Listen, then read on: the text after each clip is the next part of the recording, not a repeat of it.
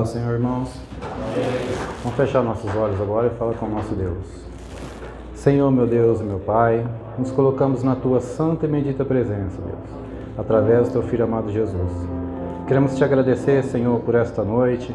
Agradecer, meu Pai, por estar aqui em Tua casa.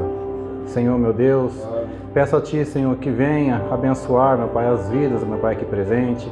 Que o Senhor, meu Pai, venha derramar, meu Pai, do Teu Espírito sobre nossos corações, Senhor. Ó Senhor Deus, abençoe a palavra a ser ministrada, Senhor. Fala conosco, Senhor. Peço a Ti, Senhor, que o Teu reino venha até nós, meu Pai. Que o Senhor esteja abençoando as famílias também, Senhor. Peço pelos pais, Senhor, que o Senhor venha derramar do Teu poder, meu Pai. Venha dar sabedoria, Senhor, para que possamos, meu Pai, saber educar aos nossos filhos, a edificar a nossa casa, meu Pai, em Ti. Senhor Deus, peço, meu Pai, venha também trazer cura àquele que necessita, Senhor. Venha, meu Pai, fortalecer a Tua igreja, meu Pai. Aviva a Tua igreja, meu Pai. Que nós possamos, meu Pai, transbordar do Teu Espírito, meu Pai. Senhor Deus, pois eu Te agradeço, no nome do Teu Filho amado Jesus. Amém.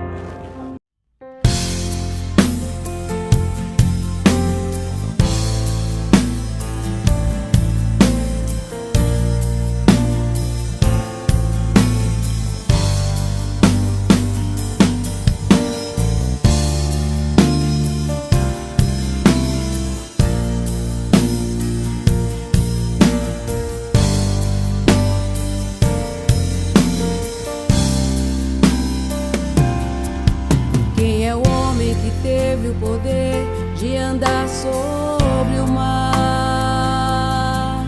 Quem é este que pode fazer o mar se calar? No momento em que a tempestade vier te afogar, Ele vem com toda a autoridade e manda acalmar. Quem é o homem que teve o poder de fazer Israel caminhar por entre as águas do Mar Vermelho? Fez caminho no meio do mar para o povo de Israel passar. Do outro lado, com os pés enxutos, puderam cantar o hino da vitória.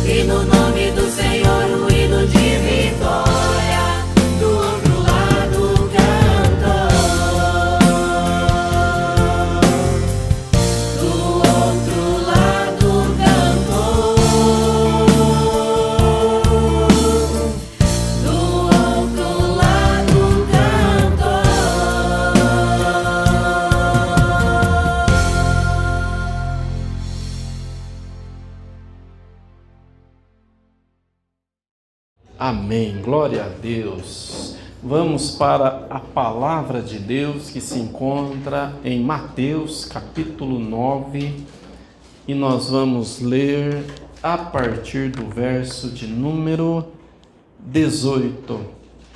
Mateus 9, 18. Dizendo-lhes ele estas coisas, chegou um chefe da sinagoga e o adorou, dizendo: minha filha faleceu agora mesmo, mas vem, impõe-lhe a mão e ela viverá. Jesus levantou-se e o seguiu juntamente com seus discípulos. Certa mulher que havia 12 anos padecia de um fluxo de sangue, chegou por detrás dele e tocou a orla do seu manto. Ela dizia consigo: se eu tão somente tocar o seu manto, ficarei sã. Jesus, voltando-se e vendo-a, disse: tem bom ânimo, filha, a tua fé te salvou. E desde aquele momento a mulher ficou sã. Chegando Jesus à casa daquele chefe e vendo os tocadores e o povo em alvoroço, disse: retirai-vos, que a menina não está morta, mas dorme. E riram-se dele. Depois que o povo foi posto fora, entrou Jesus e tomou a menina pela mão, e ela se levantou. E espalhou-se essa notícia por toda aquela região. Quero destacar aqui o versículo 18 deste capítulo, que diz assim, olha: dizendo-lhes ele estas coisas, chegou um chefe da sinagoga e o adorou, dizendo: minha filha faleceu agora mesmo, mas vem, impõe-lhe a mão e ela viverá. Amém? Diga assim comigo: o chefe da sinagoga chegou e adorou a Jesus. Amém. Glória a Deus. Pode se assentar. Graças a Deus. Olha, a palavra de Deus ela é muito linda, né? Muito poderosa. E quando nós nos deparamos com um texto assim, nós vemos que o ser humano não mudou nada, né? O ser humano continua o mesmo. É um texto de 2000 anos atrás, aproximadamente, mas você vê que a forma como a pessoa reagia na época é parecido com o que reage hoje, né? Esse chefe da sinagoga, aqui o evangelista Mateus não deu um nome para ele, né? Mas os outros evangelistas falam que o nome dele é Jairo. Ele era uma pessoa importante em Israel, ocupava um cargo de chefia na sinagoga. E você sabe que quando Jesus veio para o ministério terreno, Israel não aceitava ele, como até hoje Israel como nação ainda não aceita, está aguardando ainda o Messias.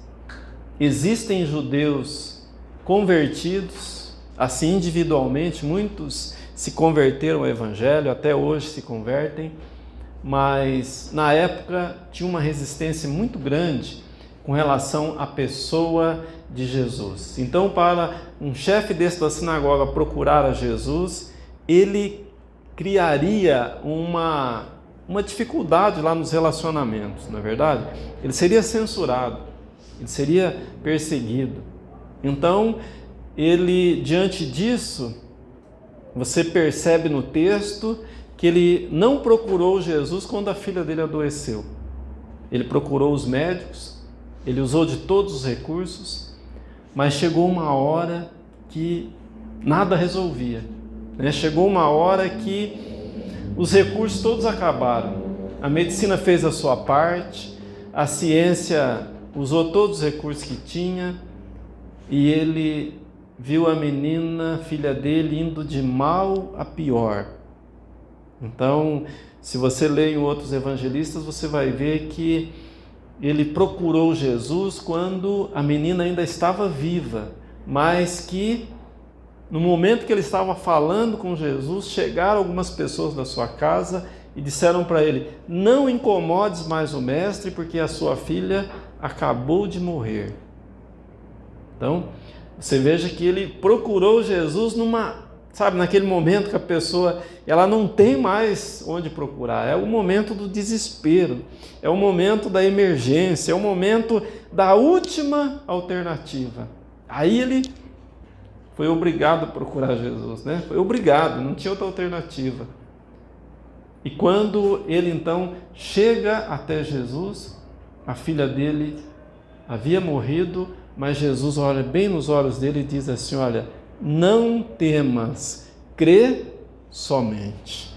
Não temas, crê somente.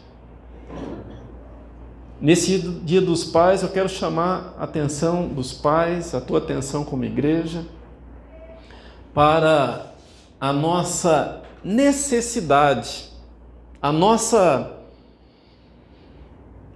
carência de Deus na nossa vida. Nós precisamos muito. Às vezes a pessoa ela não se dá conta do quanto ela precisa de Deus na vida dela e o quanto ela precisa ter um compromisso com esse Deus, não é verdade? Uma vida de serviço e de adoração. Você sabe que existem certas coisas que a pessoa não precisa de Deus, não é verdade? A pessoa ela faz sem precisar de Deus. Ela pode levantar cedo, ir trabalhar, ir estudar, constituir família. E tudo isso ela faz sem ter um compromisso com Deus, né? Assim faz o ateu, ele levanta cedo e vai trabalhar também. Mesmo ele acreditando que não tem Deus, ele vai lá, ele trabalha, ele recebe o salário dele. Ele vai lá, ele planta na terra, a terra dá o fruto, não é verdade? Por quê? Porque Deus estabeleceu todas as coisas com princípios e com leis, e as leis funcionam para todos, não é verdade? Então, Deus ele não vai falar assim: ah, você é ateu, você plantou, você não vai colher não. Eu vou falar para a terra, vou proibir a terra de dar o fruto. Deus não faz isso, não é verdade? A Bíblia diz que o sol nasce para os justos e para os injustos, nasce para todos. O sol nasce para todos, não é verdade? Então, para viver neste mundo, a pessoa não depende exclusivamente de adorar Jesus, servir a Deus. Ela vive também, não é verdade? Mas tem certas coisas que nós dependemos de Deus. Tem certas coisas que a ciência não pode resolver. Tem certas coisas que o dinheiro não compra. Então aquele que ele para pensar um pouco, ele chega à conclusão: olha, eu nada sou, eu dependo de Deus. Eu posso ir trabalhar, eu posso estudar, constituir família, viver a minha vida sem nenhum compromisso com Deus. Eu vou viver também. Mas vai chegar um momento que vai acabar essa vida aqui, não é verdade? Vai chegar um momento que a nossa senha é chamada. E aí, como que vai ser? Não é verdade? E aí a pessoa, o ateu, como que ele vai se comportar lá no céu? Aquele que não estava nem aí para as coisas de Deus. Aí, meu irmão, não tem escapatória. Nós precisamos desse compromisso com Deus. E ele é vivido enquanto nós estamos aqui nesta terra, não é verdade? Ele é vivido enquanto nós temos a oportunidade de respirar, a oportunidade de viver, a oportunidade de estar ativos neste mundo, não é verdade? Vai chegar uma hora que a gente não vai estar mais ativo, a gente vai vencer o nosso prazo de validade, vai acabar as nossas forças vão se acabar e a gente vai passar para a eternidade. Ninguém vai ser o bonitão que vai ficar de semente aqui, não, todo mundo vai, não é verdade? E aí então nós precisamos de Deus. Jairo estava aqui numa situação que ele precisava do milagre de Deus. Já pensou um pai vendo a filha, a míngua, morrendo, piorando, até morrer? É terrível, não é verdade? Ele precisava de Jesus. E nós todos precisamos. A Bíblia diz que o tolo diz em seu coração: não há Deus. O tolo diz em seu coração que não há Deus. Quer dizer, não se preocupe com Deus. É tolice, é falta de sabedoria. Mas aquele que é sábio, ele teme a Deus. A Bíblia fala: o princípio da sabedoria é o temor a Deus, né? Então, você é uma pessoa que pensa, você é uma pessoa que raciocina, você é uma pessoa inteligente, para pensar. Você precisa de Deus. Não dá para viver uma vida descompromissada. Ah, pastor, mas eu trabalho muito, eu estudo muito, não dá tempo. Meu irmão, tempo é questão de preferência. Sabia disso? Tempo é questão de preferência. Então, quando a gente quer, a gente dá um jeito. O tempo não é problema, né? Quando a gente precisa, a gente deseja, nós damos um jeito com relação ao tempo e a gente arruma um tempo para fazer aquilo que nós preferimos fazer, né? Então, Jairo, ele estava numa situação de última atitude, de emergência. Ele correu aos pés de Jesus e diz a palavra, né? Aqui em Mateus capítulo 9, verso 18, que ele chegou, né? Capítulo 9 de Mateus, verso 18, diz assim, ó, dizendo-lhes ele estas coisas, chegou um chefe da sinagoga, ó, ele chegou já adorando a Jesus, né? Chegou e o adorou, dizendo, minha filha faleceu agora mesmo, mas vem, impõe-lhe a mão e ela viverá. É interessante que na hora do desespero, ele manifestou uma fé sobrenatural, não é verdade? Ele manifestou uma confiança.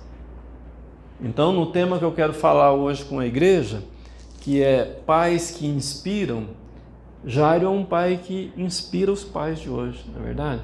Qual a inspiração que Jairo deixou para nós, pais?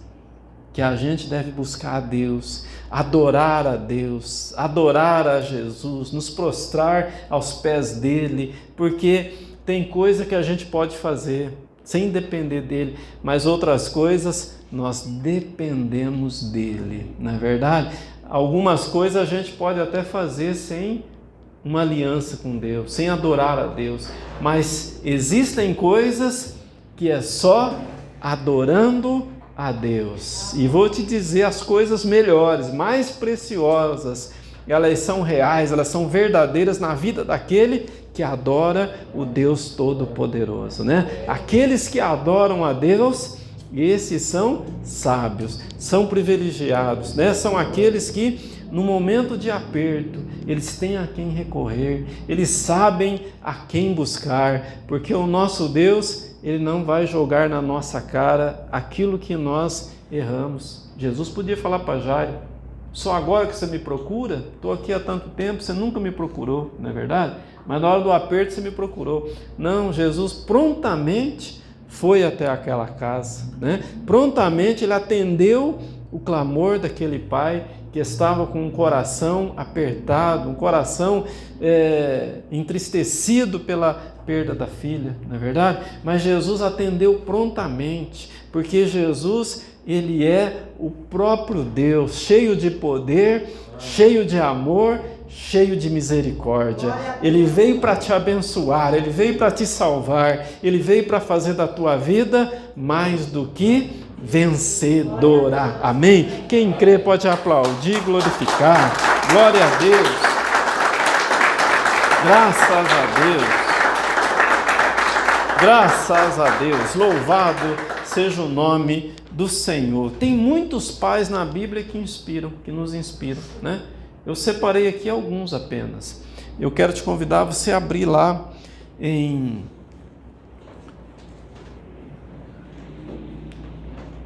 Gênesis capítulo 7 e o verso de número 1, lá o primeiro livro, fácil de achar, né? Gênesis capítulo 7 e o verso 1.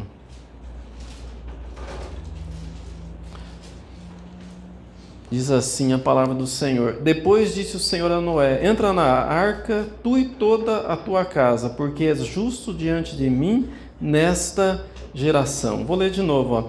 Depois disse o Senhor a Noé, entra na arca, tu e toda a tua casa, porque és justo diante de mim nesta geração. Então, veja bem, Noé vivia um tempo em que a Bíblia diz que o ser humano havia se corrompido exageradamente, a ponto de Deus executar juízo, a ponto de Deus falar assim, olha, não suporto mais, vou executar juízo.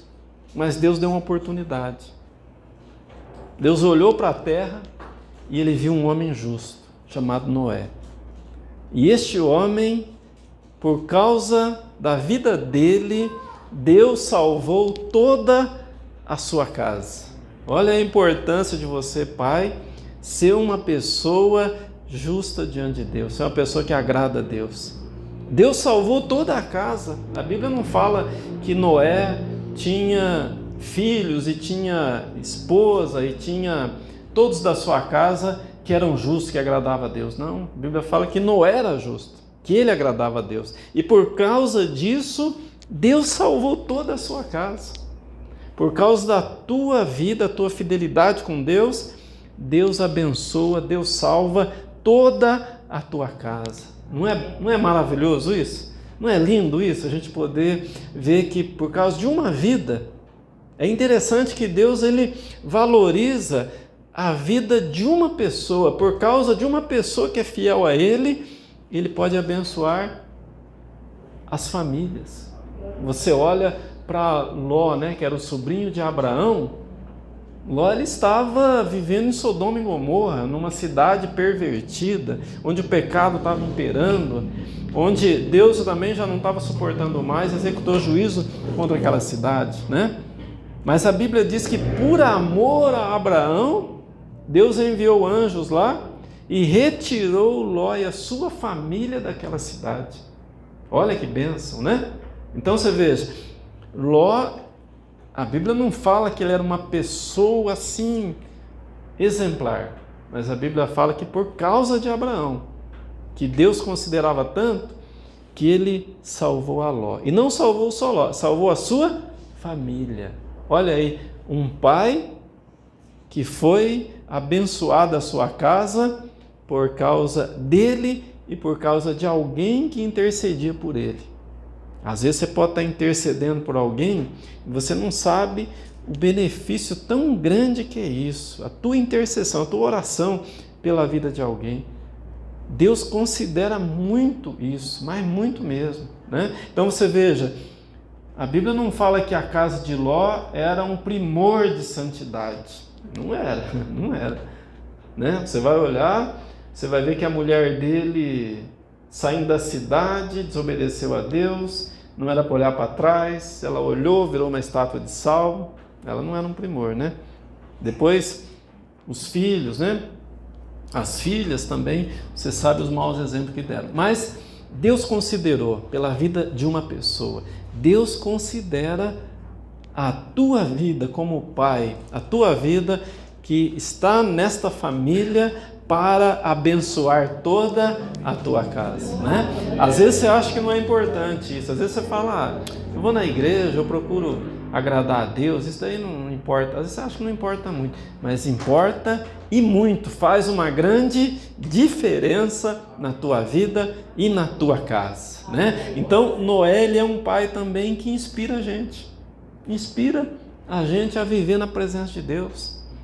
A gente vive num mundo tão corrompido que parece que não é vantajoso ser honesto, né? Mas tenha certeza, você que vive na presença de Deus, agradando a Deus, Deus considera muito isso e faz uma grande diferença, não só para você, mas para toda a tua casa, né? Então, um terceiro pai que eu quero apresentar aqui para você, que inspira também, é a vida de Jó. Abre lá no capítulo 1 de Jó e o verso de número 5. Jó capítulo 1, Jó é antes de Salmos, né, no meio da Bíblia. Capítulo 1 e o verso 5.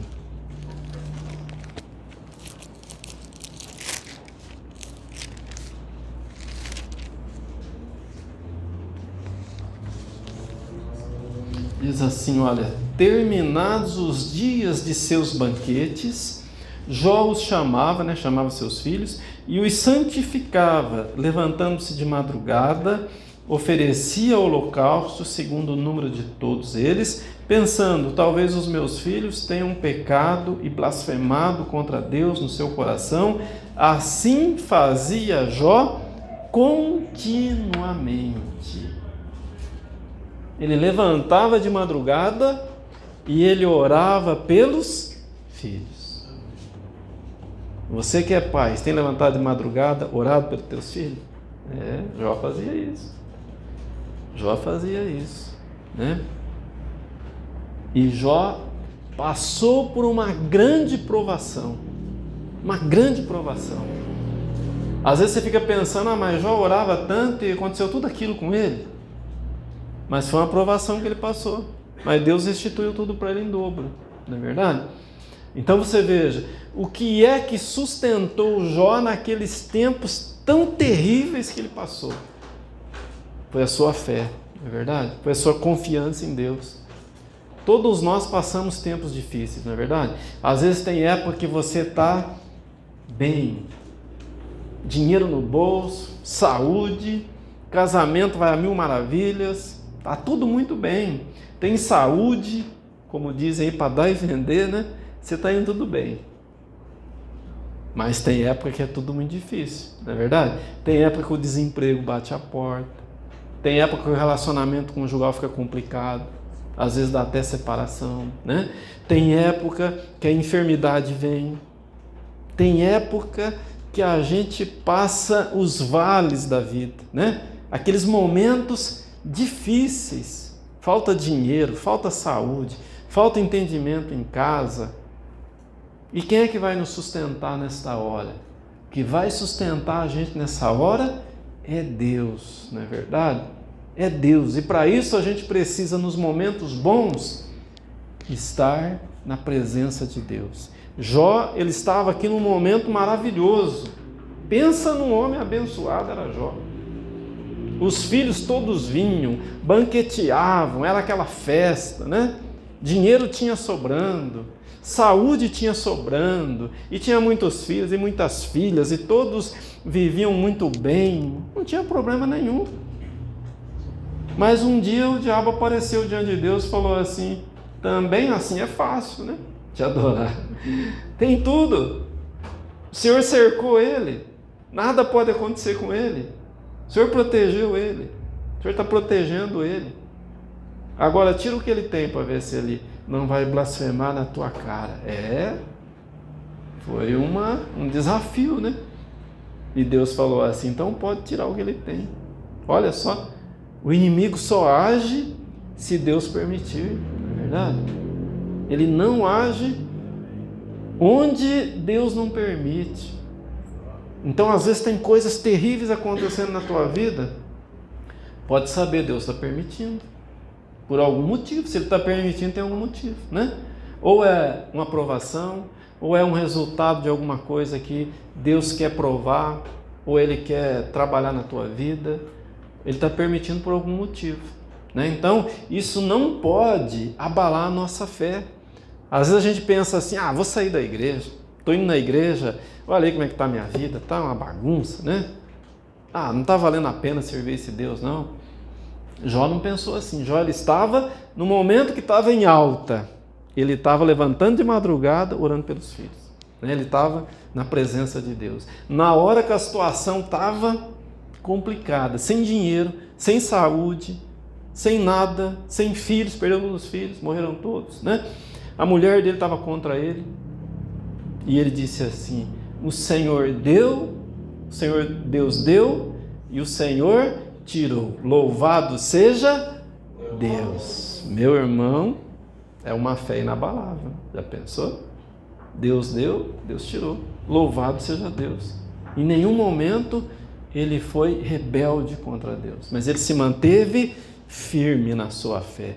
Essa é uma inspiração para nós como pais, né? Ter uma fé assim como Jó tinha essa fé inabalável, uma fé fortalecida em todos os momentos. A nossa fé não pode depender de nada. Meu casamento está indo bem, eu estou indo para a igreja. Meu casamento acabou, eu vou sair da igreja. Nunca pode fazer isso, né? Eu estou indo bem financeiramente, mas perdi o emprego, faliu minha firma, vou sair da igreja. Nunca podemos fazer isso, né? A gente precisa a cada dia estar mais fortalecido em Deus, mais cheio do poder de Deus, buscando mais a esse Deus, porque o inimigo, onde que ele vai trabalhar? É nessas áreas mesmo.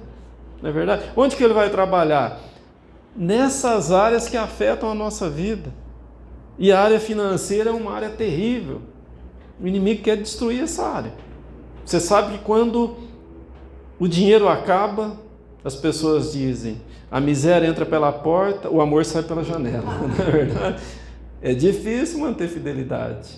É difícil manter o humor na hora que a coisa está ruim, não é verdade? É difícil estar se amando, o casal está junto, a hora que as coisas complicam, não é verdade? Então, a gente precisa estar firme com Deus em todos os momentos, seja nos momentos que a gente está andando altaneiramente na presença de Deus, seja nos momentos que a gente está passando nos vales da vida, nas situações difíceis, complicadas, em todo tempo nós precisamos louvar a Deus, adorá-lo, bendizê-lo pelo que Ele é, o Deus Todo-Poderoso, cheio de graça, cheio de misericórdia e cheio de amor para com as nossas vidas. Amém? Quem crê, quem entende assim, pode aplaudir, pode glorificar. Aleluia! Glória a Deus! Graças a Deus! Graças a Deus! Então Jairo nos inspira porque ele adorou a Jesus na hora do aperto.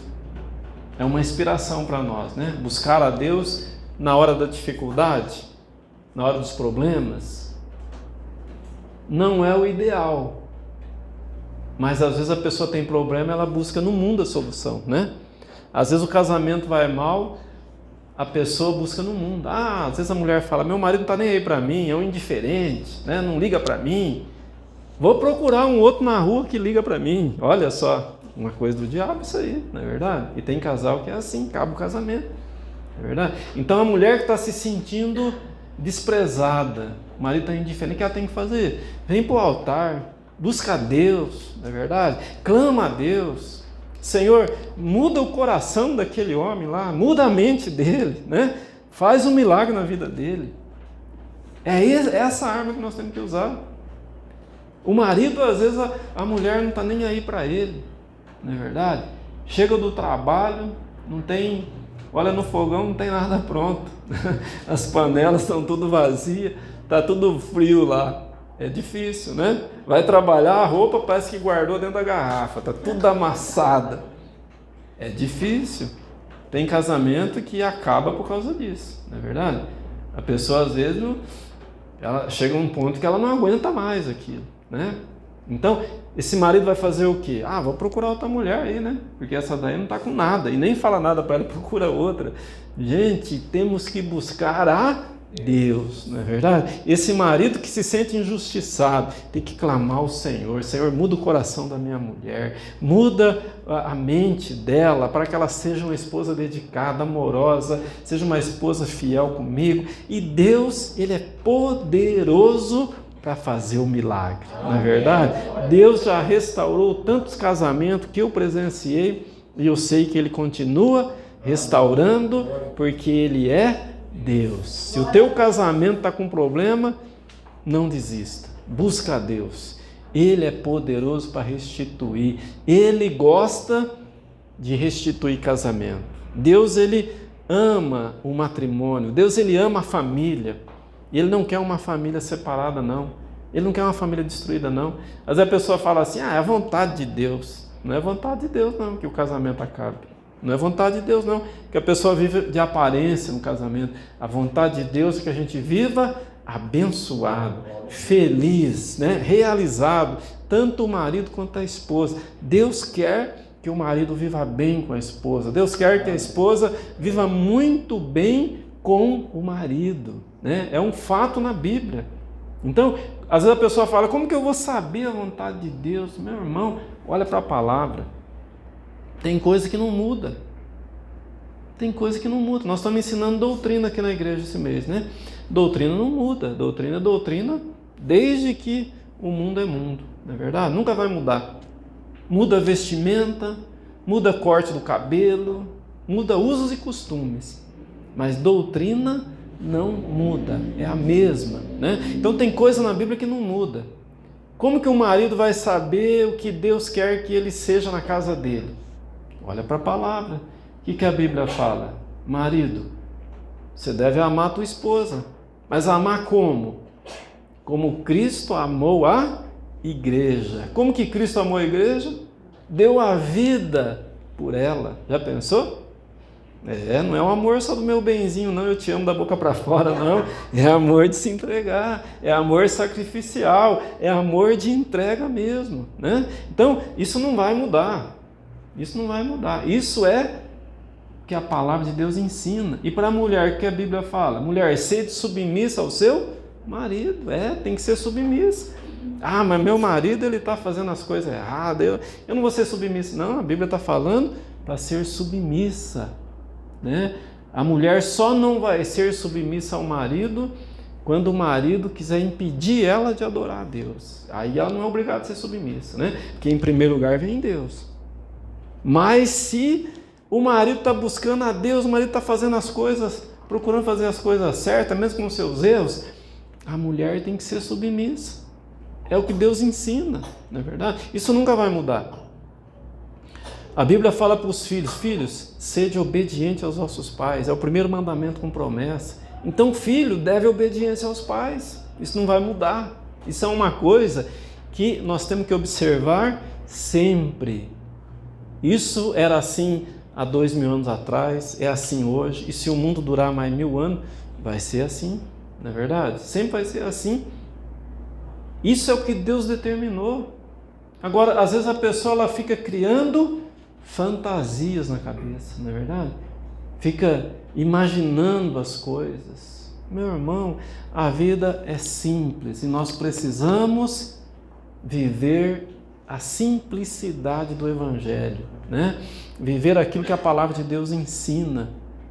Marido dedicado à esposa, a esposa dedicada ao marido, os filhos obedientes aos pais e a família sendo abençoada por Deus, não é verdade? O que Deus fala para o marido? Você é o sacerdote do lar. Deus fala isso para o marido. Então é o marido que tem que tomar a iniciativa, é verdade. Não é a esposa quem tem que tomar a iniciativa, é o marido.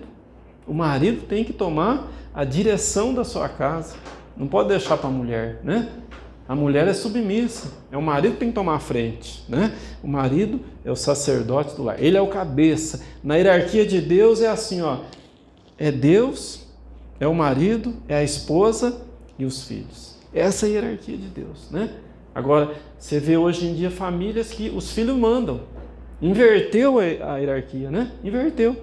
Então, vira confusão, não dá certo. Você vê hoje lares em que a mulher manda e o marido só obedece. Está invertido, né? Está invertido. Às vezes a mulher fala: mas eu casei com banana. Mas e daí? Ora para que o banana deixe de ser banana e seja homem. Amém? Então, as esposas têm que orar. Têm que buscar a Deus. Tem que buscar a Deus, né? Porque o segredo está em buscar a Deus. Quem é que pode mudar a mente de um homem? Quem é que pode mudar o pensamento de uma mulher? Ninguém consegue. Não é verdade? Só Deus consegue mudar a mentalidade de alguém. Ele é especialista nisso. Ele continua fazendo milagres. Ele ama a família e Ele quer ver a tua casa prosperando a cada dia mais. Amém? Quem crê pode aplaudir e glorificar. Aleluia! Glória a Deus! Graças a Deus! Graças a Deus, graças a Deus. Então, meu irmão, a gente precisa estar do lado de Deus. O que é estar do lado de Deus? É estar do lado daquilo que Deus valoriza. Para finalizar, eu quero te levar a uma história que eu estava meditando hoje na palavra, achei muito interessante mesmo, né? Não vai dar tempo aqui de entrar em todos os detalhes dessa história, mas depois em casa você pode ler, você pode extrair lá todo o ensinamento que tem, né? Abra lá em 2 Samuel capítulo 17, 2 de Samuel capítulo 17, e eu vou estar finalizando aqui, que o nosso tempo já está acabando, né? 2 Samuel capítulo 17, é um texto longo, eu vou ler apenas alguns versículos, né? Deixa a tua Bíblia aberta aí e olhe para cá um pouquinho. Eu quero situar você no que estava acontecendo, né? Eu quero contar para você aqui o pano de fundo dessa história. Você sabe que Davi era rei em Israel. Segundo rei, né? Primeiro rei era Saul, segundo rei foi Davi. Davi foi um homem maravilhoso, segundo o coração de Deus, a Bíblia fala. Segundo o coração de Deus. Não perdeu uma guerra. Israel viveu tempos de lutas e de conquistas de territórios. Davi foi excelente nisso. Mas Davi ele teve um fracasso como pai, não é verdade? Foi muito bem sucedido como rei, mas como pai ele teve alguns pontos negativos, né?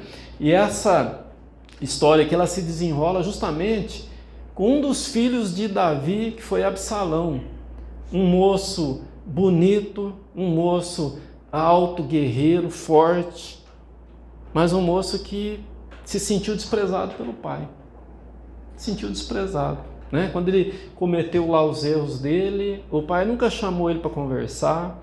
Ele ficou ali perto da onde Davi, que era o rei, morava, e ficou mais de 10 anos, pensa bem, mais de 10 anos o pai sem chamar o filho para conversar, né? Então, Absalão ele se sentiu desprezado, se sentiu, sabe aquela amargura que dá no coração, sentir mal amado. E Absalão então ele armou contra o pai dele para tomar o reino. E realmente ele foi bem sucedido até aí. Porque embora Davi tenha sido um guerreiro muito forte, não perdeu nenhuma guerra, mas Davi não queria guerrear contra o filho. Então Davi pegou a malinha dele, literalmente falando, e deixou o trono, saiu de Israel. E Absalão tomou conta. Davi queria que Absalão vivesse, mas não queria que Absalão reinasse no lugar dele. Você sabe que naquela época, e até hoje é assim também, né? Para que um rei possa reinar em lugar de outro, aquele rei tem que morrer, não é verdade? Se um rei não morrer, não tem como empossar outro rei, né? Ungir outro rei no lugar. Então Absalão, quando o pai dele fugiu, o pai dele levou uma parte do exército, outra parte ficou em Israel. Absalão reuniu então os conselheiros do rei, os conselheiros do palácio, e perguntou: o que é que nós vamos fazer agora? Então, aí entra a história que eu quero te contar. Tinha duas pessoas conselheiras do rei, muito importantes na época. Uma se chamava Aitofel e a outra se chamava Uzai. Aitofel, a Bíblia diz, ele era tão sábio para aconselhar que a palavra dele era como um oráculo de Deus. Era como se Deus estivesse revelando. Tão sábio que ele era nos conselhos dele. Então Absalão chamou Aitofel e pediu um conselho. O que ia fazer agora, né? Diante dessa situação. Então olha aí no capítulo 17 de 2 Samuel, a partir do verso 1. Então quando Absalão chama Aitofel, disse Aitofel a Absalão: deixa-me escolher 12.000 homens, e me levantarei e perseguirei a Davi esta noite. Irei sobre ele, pois está cansado e fraco de mãos. Espantá-lo-ei e fugirá todo o povo que está com ele. Então ferirei só o rei. Farei tornar a ti todo o povo. Da morte de um homem a quem procuras depende a volta de todos. Assim todo o povo estará em paz. Esta palavra pareceu boa aos olhos de Absalão e aos olhos de todos os anciãos de Israel. Disse, porém, Absalão: chamai agora a Uzai, o arquita, e ouçamos também o que ele dirá. Chegando Uzai a Absalão, este lhe disse: desta maneira falou Aitofel: faremos conforme a sua palavra, se não, fala tu. Então disse Uzai a Absalão: o conselho que Aitofel deu desta vez não é bom. Conselho que Aitofel, para aí no 7 e olha aqui para mim, porque vai estender muito, é uma história longa, né? Depois em casa você pode ver. Então Aitofel deu um conselho que seria a morte de Davi, pode ter certeza. Davi ia morrer com esse conselho dele, né? Absalão liberasse para ele 12.000 homens, ele ia naquela noite mesmo, já resolveria a questão. Mas Absalão, ele resolveu chamar outro conselheiro, Uzai, para ver um outro ponto de vista, né? E o Uzai, ele era do lado de Davi. Uzai era do lado de Davi. Deus estava no controle, né? Aitofel, ele estava magoado com Davi, porque Aitofel era avô de Betseba, né? E Davi tinha feito aquilo, tudo aquilo, né? Matado Urias. Então ele estava magoado, né? Ele queria a derrota de Davi, o Aitofel. Mas Uzai não. Então Uzai falou assim, olha, o conselho de Aitofel desta vez não é bom, porque ele sempre aconselhou bem, né? Mas dessa vez não é bom não, eu vou dar um outro conselho. Aí falou para Absalão reunir todo o exército, né? E perseguir Absalão indo na frente, né? Perseguir Davi.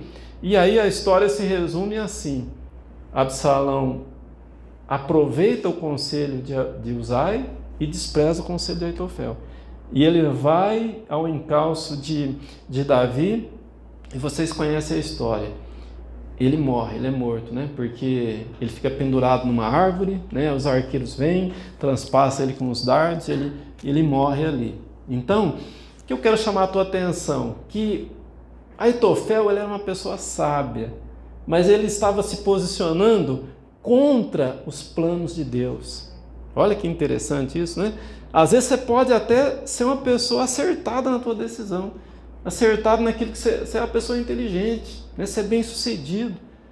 Mas se você se posicionar contra aquilo que Deus tem planejado, olha, meu irmão, o fracasso é certo. O fracasso é certo. Aitofel foi para sua casa, quando ele viu que o conselho dele não foi aceito, pôs a sua casa em ordem e se enforcou, cometeu suicídio. É um homem sábio, hein? Muita sabedoria, mas se matou, né? Então, o que nós aprendemos com essa história? Que nós, os pais, nós, toda a igreja, precisamos estar do lado dos planos de Deus, né? Do lado daquilo que Deus estabeleceu. O que é que Deus estabeleceu? Aquilo que nós falamos aqui, família, princípio de família. Meu irmão, toda vez que a pessoa ela vai contra isso que Deus estabeleceu aqui, é suicídio, é morte, não vai dar certo. Eu vou desprezar minha mulher. A mulher fala, eu vou desprezar meu marido. Isso daí é morte no casamento. Não é verdade? Não dá certo, porque vai contra aquilo que Deus estabeleceu, não é verdade? Eu vou fazer o que eu quero, né? Eu não quero saber, eu vou fazer o que eu quero. Pode ser quem você seja, se posicionou contra aquilo que Deus estabeleceu, o fracasso é certo. Se coloque ao lado dos planos de Deus, não é verdade? Se coloque do lado da palavra de Deus, se coloque do lado da igreja do Deus vivo, e você vai ser muito bem sucedido, porque Deus, ele prospera, ele ama aquele que tem compromisso com ele, não é verdade?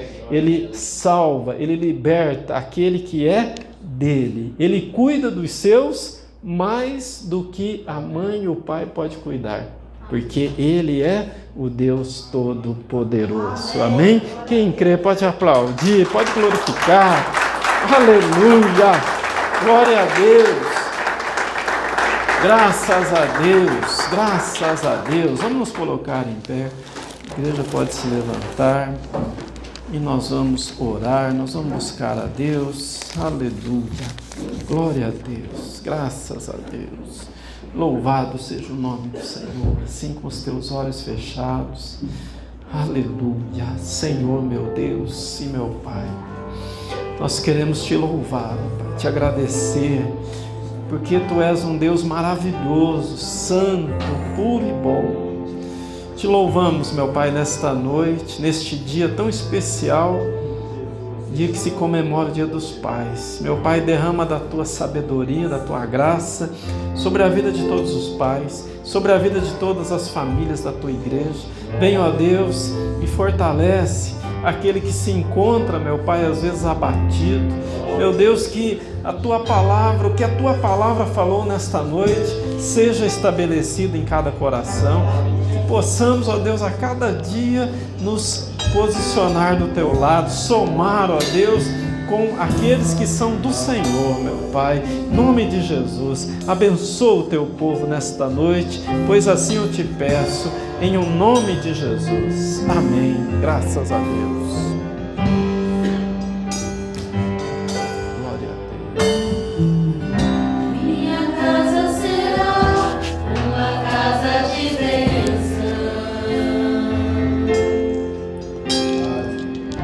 Minha casa será um pedaço do céu. Nela estarão reunidos adoradores que só exaltam ao Deus verdadeiro e fiel. Minha casa será reconhecida como um lugar de milagres e oração, onde Jesus tem prazer em ficar, onde o Espírito Santo habita, onde há prosperidade, amor e vida. Faça do meu lar, Senhor, um lugar de harmonia. Faça do meu coração tua casa todo dia. Que seja vontade pra ficar e nunca mais partir. Pois a casa que um dia te recebeu nunca mais saberá viver sem ti.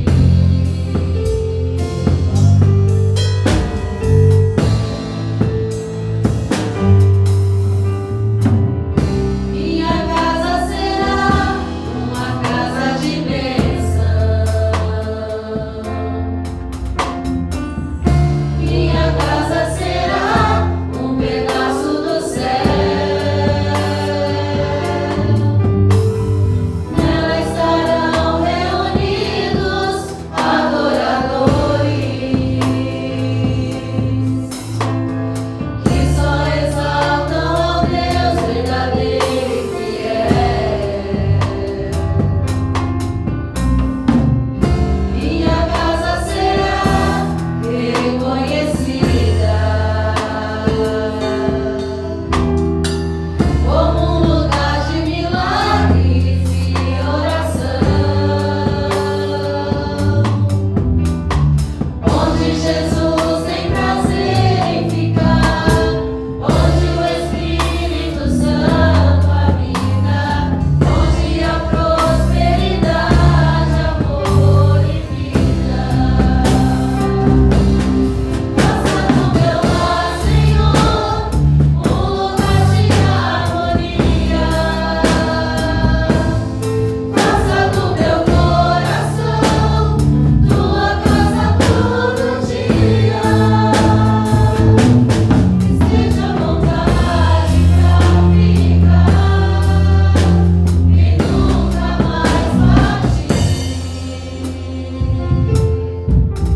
Pois a casa que um dia te recebeu nunca mais saberá viver sem ti. Pois a casa que um dia te recebeu nunca mais saberá viver sem ti.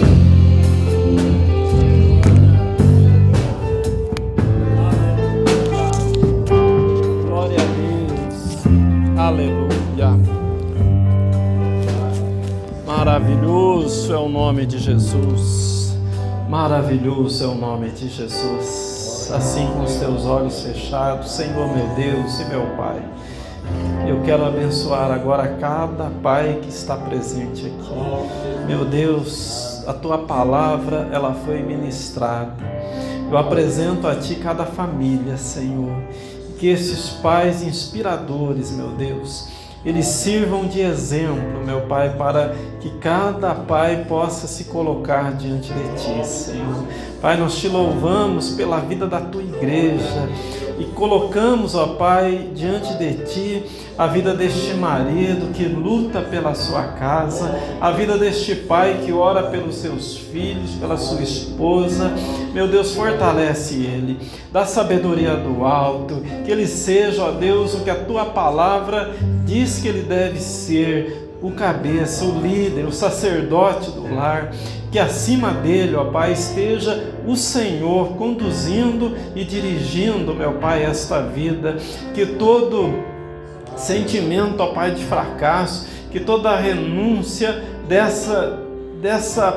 desse ato, meu Deus, em que ele deve ocupar, dessa posição que ele deve ocupar na sua casa, que seja agora vencida, meu Pai. Esse inimigo que tenta a todo custo tirar esse pai do foco, meu Deus, que a Tua presença o envolva agora, a vida deste pai, envolva a vida desta família. Eu oro a Deus pela vida desta esposa, desta mulher, ó Deus, que tem um marido, meu Pai, que é um homem de Deus. Ah, Senhor Deus, toma nas Tuas mãos agora esta família, que esta esposa seja, como diz a Tua palavra, ajudadora, seja, ó Deus, um suporte na vida do marido, que o incentive, meu Pai, que o ajude a Te buscar, que o influencie de uma forma tão boa e tão abençoada, que a cada dia ele se sinta, ó Pai, mais e mais desejoso de Te buscar, de Te amar e de fazer a Tua vontade, meu Pai. Abençoa esta casa, abençoa os filhos. Ah, Senhor, que o Teu poder venha agora e envolva cada família, transborde em cada coração, fortalece, meu Pai, a vida de todos os pais nesta noite, pois assim eu oro no nome poderoso de Jesus Cristo. Amém. E graças a Deus, graças a Deus, graças a Deus. Antes de você receber a bênção, eu gostaria que cada pai colocasse a sua mão no seu coração, que você apresentasse diante de Deus agora algo que você deseja muito, algo que você quer que aconteça na sua vida como um milagre. Se coloca diante de Deus agora. Às vezes, na vida de um pai pode ser relacionado às finanças, na vida de outro pode ser relacionado à vida conjugal, às vezes na vida de outro pode ser relacionado à área da saúde, enfim, não importa. Coloca diante de Deus agora. Qual é o milagre que você precisa? Qual é a bênção que, se acontecer na tua vida, você vai ser muito mais feliz? Apresenta diante de Deus agora e creia que Ele é poderoso para realizar isso. Creia que Ele está vivo e operando agora na tua vida, na tua história, no teu coração. Em nome de Jesus. Senhor, meu Deus e meu Pai, eu apresento a Ti cada pedido agora de cada pai. Meu Deus, são diversas as situações, mas o Senhor é o mesmo. São difíceis os pontos de vista de cada um de nós, mas para o Senhor nada é tão difícil que não possa ser realizado. O Senhor é o Deus dos impossíveis. Para o Senhor o milagre é normal. Então, meu Deus, vem e opera agora grandemente na vida deste pai.